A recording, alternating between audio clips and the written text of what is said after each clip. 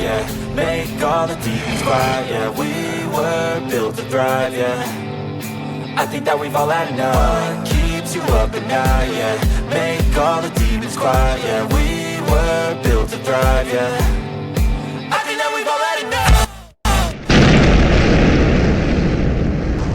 Hey, alright, what's happening? It's Dropped Out Dev here. We're going to do another how-to video today. I've been planning to get this one out for a long time, but I've been busy with a bunch of other stuff. But what we're going to do today, what we're looking at is a quick how-to properly do just very basic news, current events analysis. This is like pretty high level.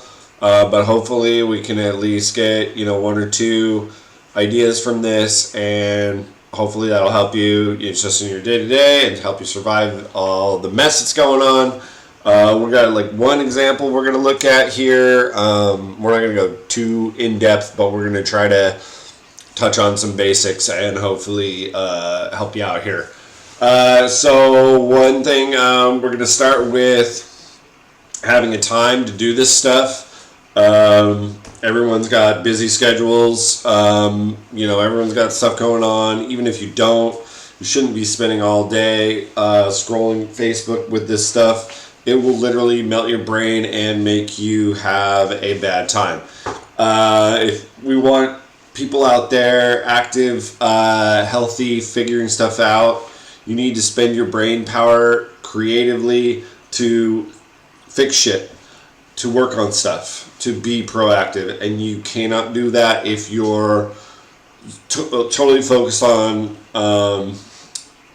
the news that's coming out. So I recommend 1 to 2 hours a day.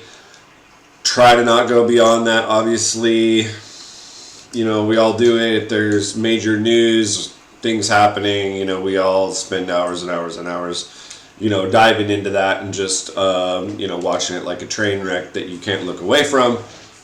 I understand that. We're not talking about that. We're talking about day to day. We need to be able to compartmentalize. So you're going to spend 1 to 2 hours. For me, it's like 2 to 4 o'clock, roughly. And then the rest of the day, I'm focusing on other stuff. Maybe at night, I scroll through news feeds to get stuff for the next day. So you're going to spend this 1 to 2 hours in a structured way. I touched on this, like mine is like split. Like I have some time, from 2 to 4, where I finished up with my work for the day, and then I'm going to be able to focus on it, do some deep dives, do some analysis and look at some stuff. And then, at night or, in cracks of time when I'm bored or whatever, I might scroll through. But I'm not really, like, going through and reading stuff, going through and watching, like, deep dive videos or trying to analyze anything. I am trying to, in that time, flag stuff either in my mind or physically, have a place to, like, copy and paste the links if you can. I don't know if... maybe there's a note-taking app on your phone and you put them in there to look at. This is the next day. So if you watched any of the earlier videos, we talked about letting things rest. This is a good idea because a lot of these things come out as headlines and then we get more details later that make more sense. We get people much smarter than me going out, analyzing things, figuring out how they affect people, and then those explainers come out, then we can understand it a little bit better. So, I don't know, I learned this in elementary school in a current events class, not to like jump on the headlines. So we'll get into that a little bit more, but so to not jump on these headlines, we're putting them away. We're filing them away in a filing cabinet in your head or whatever. I mean, if you got a good memory for this stuff, maybe you can remember, oh yeah, I was going to go look at that. But for me, I got to get better at putting them actual links to stuff into a place so that I can look at them the next day. Anyways, so we're doing that. We've been doing that for a while. So we say, okay, today's my time. We're going to go back. We're going to analyze this. So then what do we do? So we're going to go over the list from the previous day. We're going to maybe prioritize those issues if there is any. For me, I'm thinking based on the time that we have, we're going to have time for 2 to 6, maybe 2 to 4 issues we're going to look at. You know, there's tons of stuff and you can easily get overwhelmed, and you can easily, your brain makes these mental maps of everything. So if you spend too much time thinking about the different mental maps, you're going to get overloaded really quick. So we got our 2 to 4 issues. What are we going to do? We're going to basically follow, this is a basic outline of how to do like a news article analysis or a current event analysis. We're going to identify the who, what, where, when, why, and how the event. So like the basic kind of, you know, sometimes a lot of the stuff being political, you go to the who and the what. I mean, if you're international, then you go to the where. Where is this? Then, you know, you start there.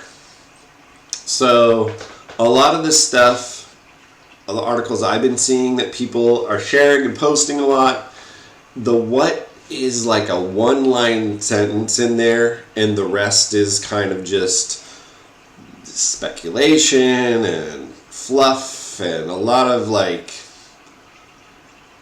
very, what I would call like very loose analysis, or trying to make connections between things may or may not be there.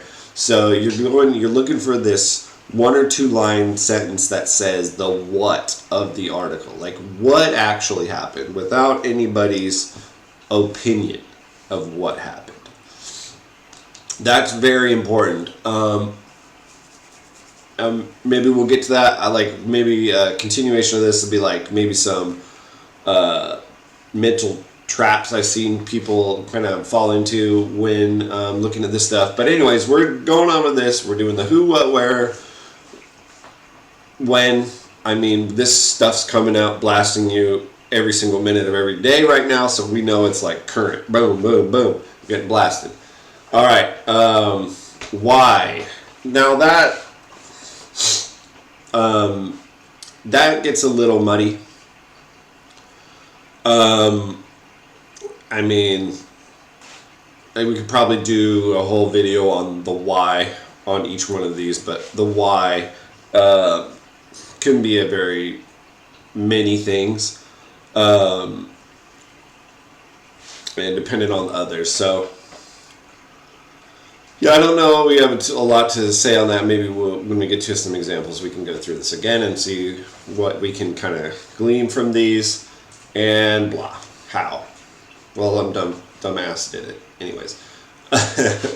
Okay, so we've done the who, what, when, why, and how. I would like to throw in kind of above a little bit of extra analysis we could do on the headline, because once we get to the what, we need to take the what and compare it to the headline, because if the headline is like, the shit's hitting the fan, oh my god, and it's in big bold letters with a big bold color like bright green or bright red or bright yellow, and it's like martial law or something like that, but then you see the what is that it's a report,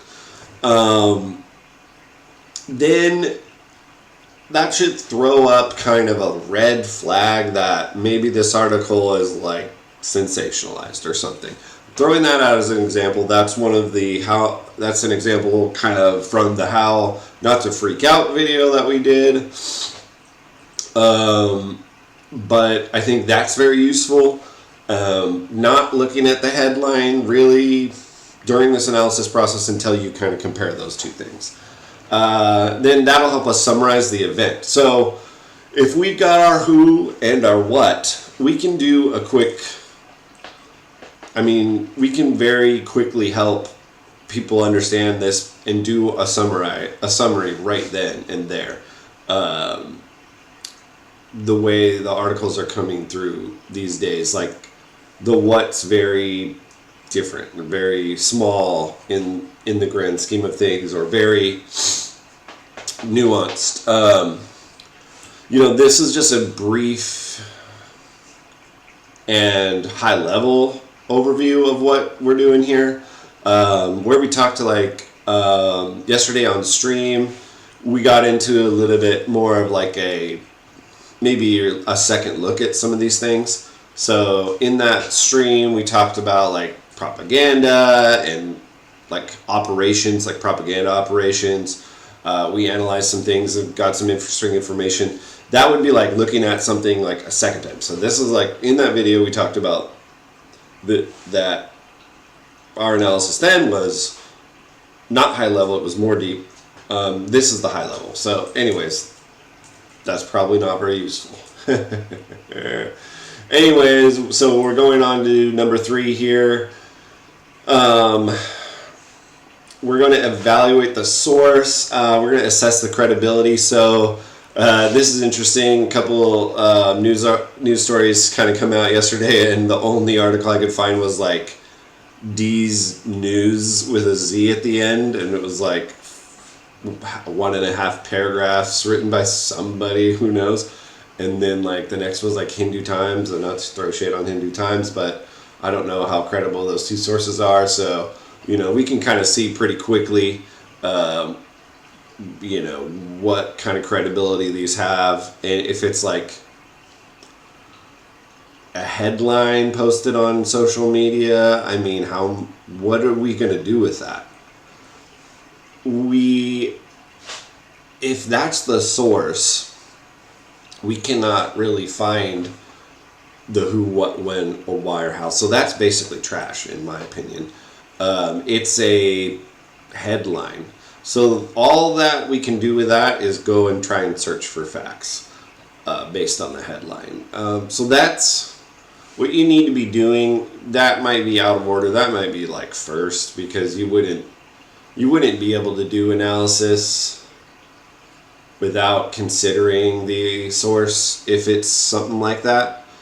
If it's a credible news source that you have in front of you, then even so, they put out editorials all the time with writers that aren't really journalists.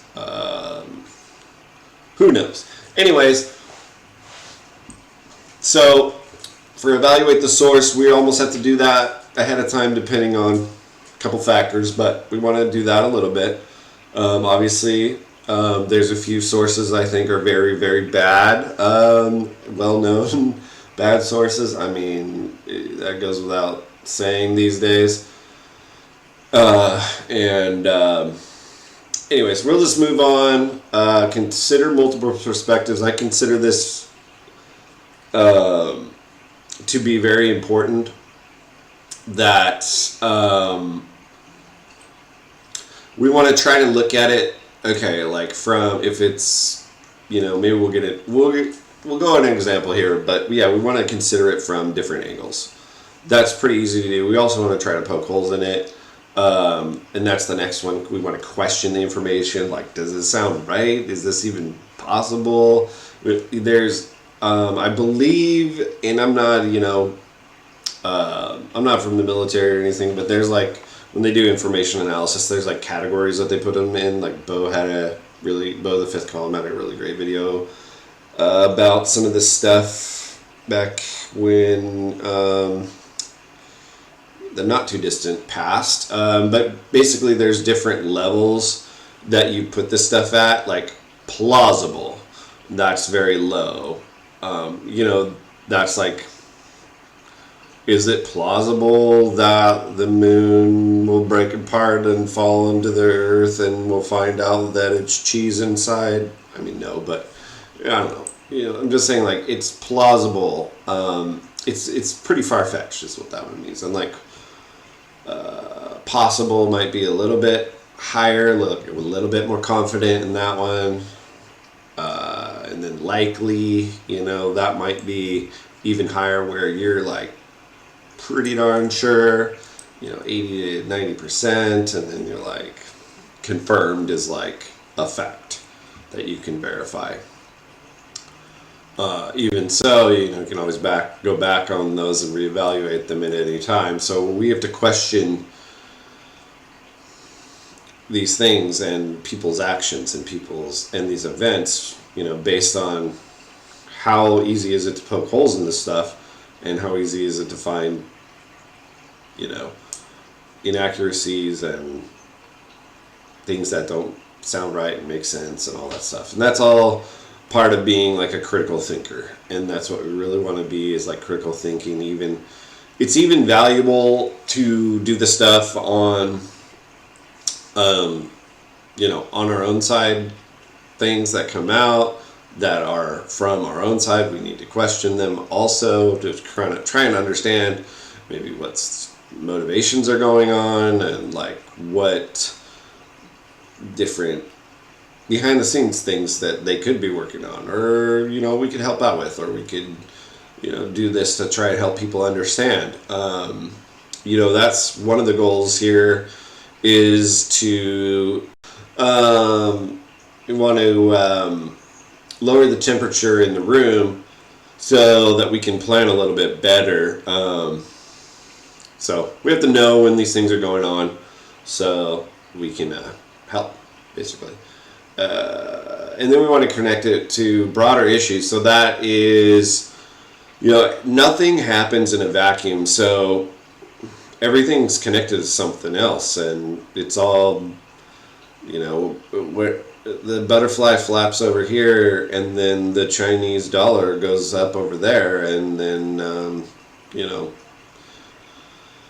all this stuff is super interconnected in this day and age, especially with the speed that the news moves. So, yeah, that's kind of the basic overarching steps that we want to go through. And then if you're past the time limit and you need to analyze something, there's wiggle room, I would say, in this process. But I would even shelve it for a next day. Like, this stuff is not going to bite you if you can't analyze it right then and there. If you can't absorb it right then and there, like, just chill on it. Take a break. Take a week off.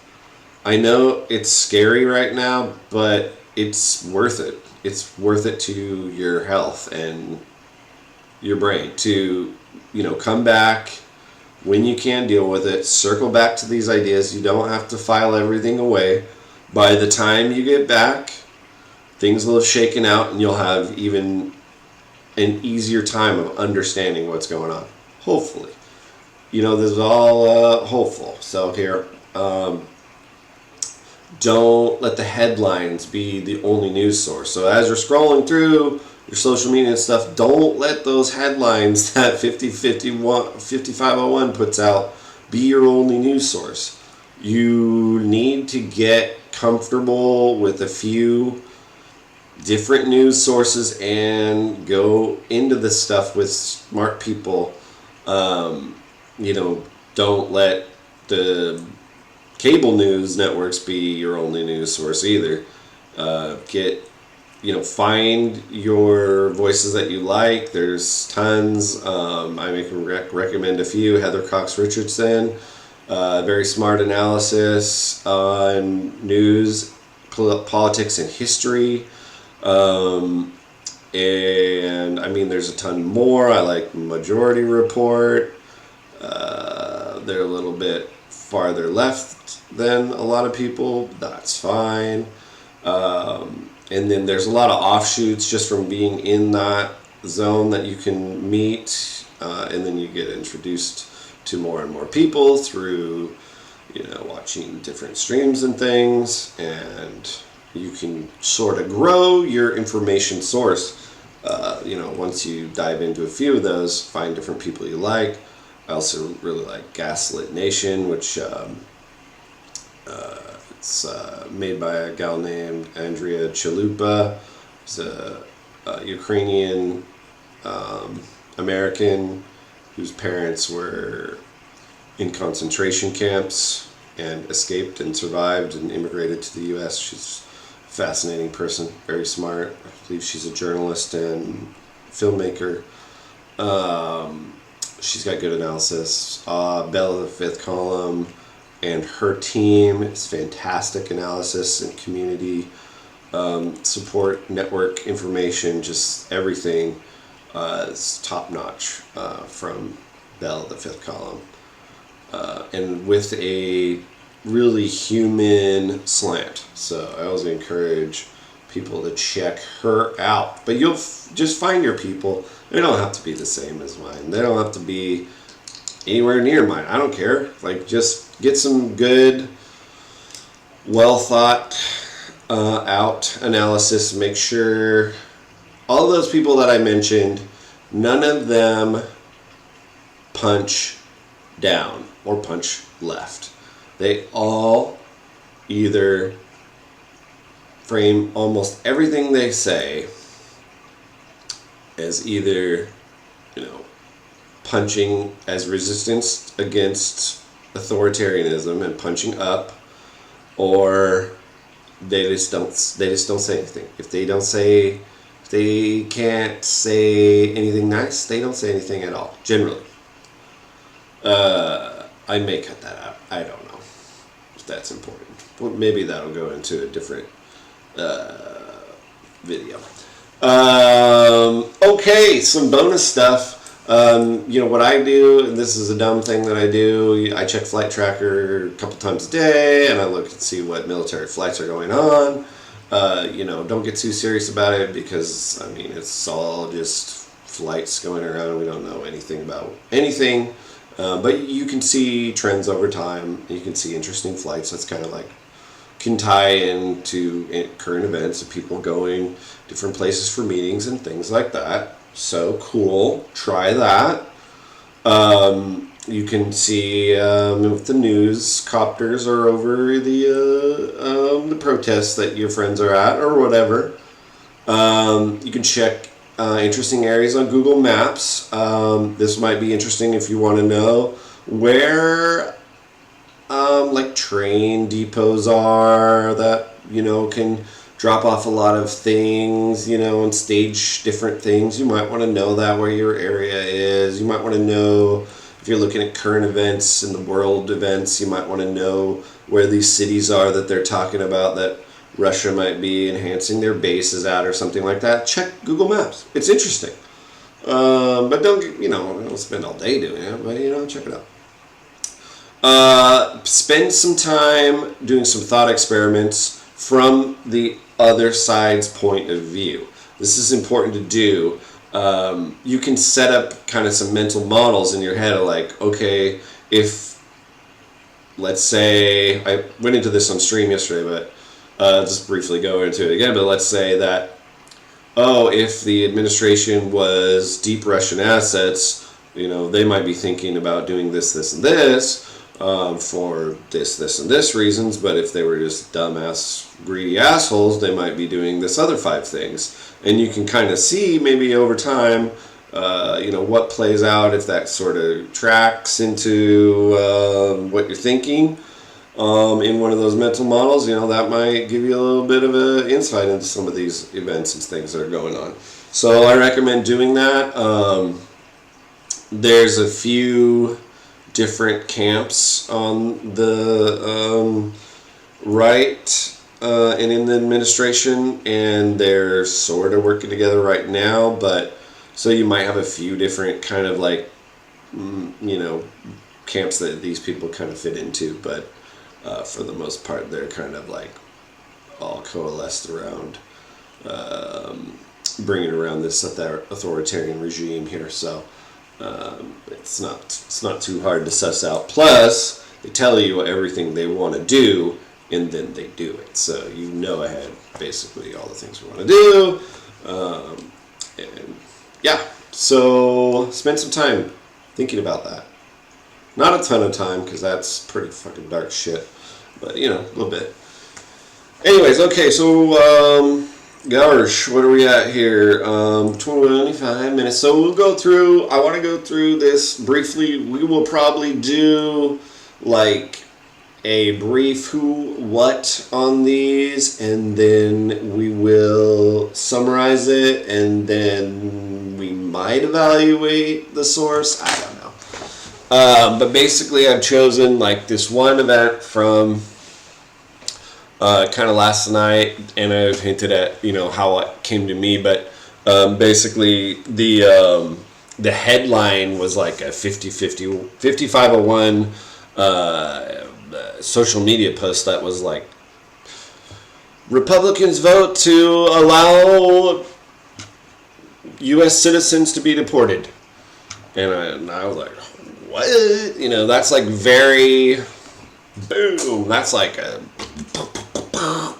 that's like a huge red flag kind of a statement. And then so first thing I'm going to do is take a deep breath and then say, okay, well, let's go find the source. So initially, Googling that to try and find sources, there was nothing in the news about that, but we started seeing that there was a couple social media posts from a few senators, and then we found like one news story from a not very credible source. I don't know, we're not going to look at that one right now, but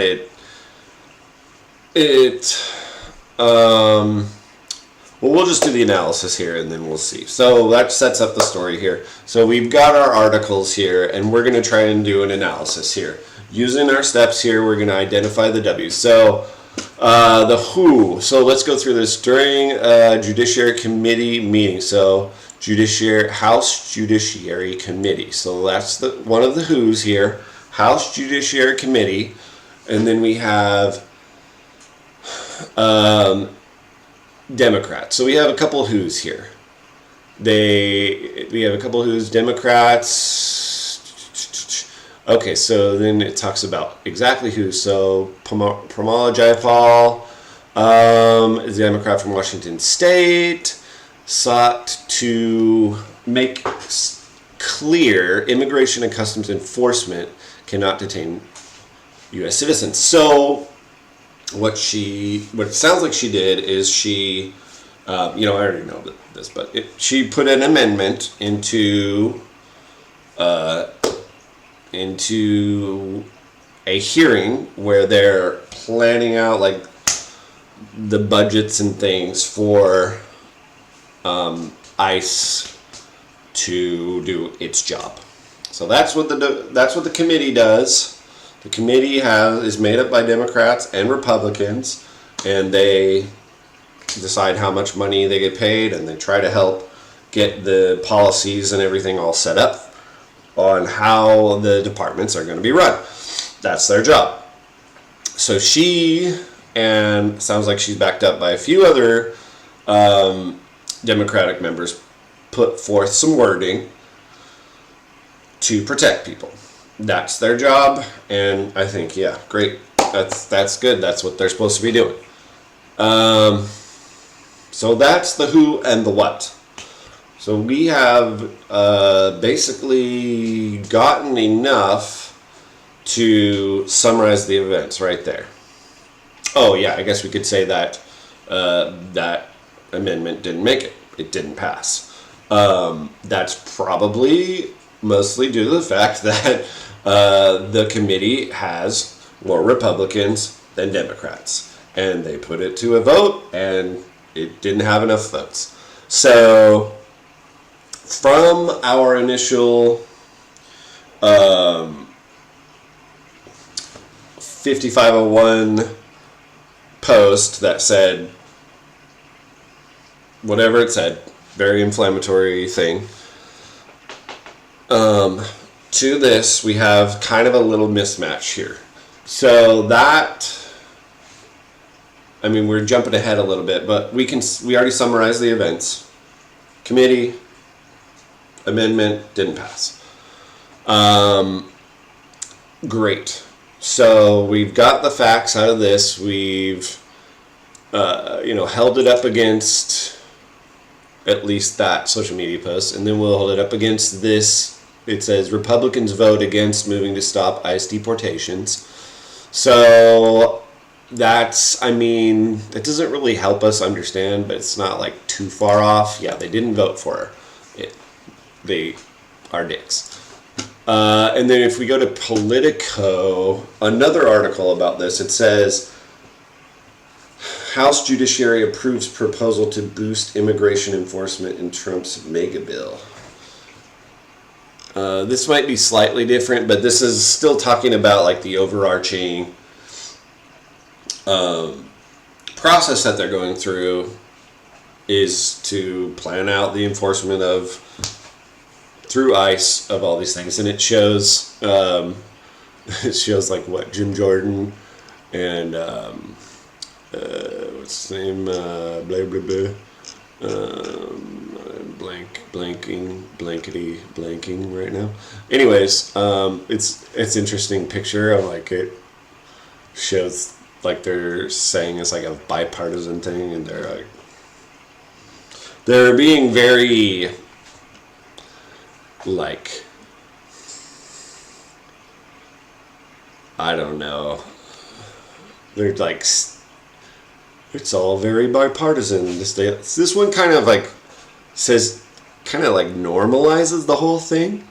So you have like two articles. This one this all sounds very normal. You have these guys they're just standing there looking at some papers, thinking, they're just like, it's all normal. I mean, I didn't read this whole thing, but I probably should. But anyways, so a lot of very different statements coming out about this. A lot of social media posts about this.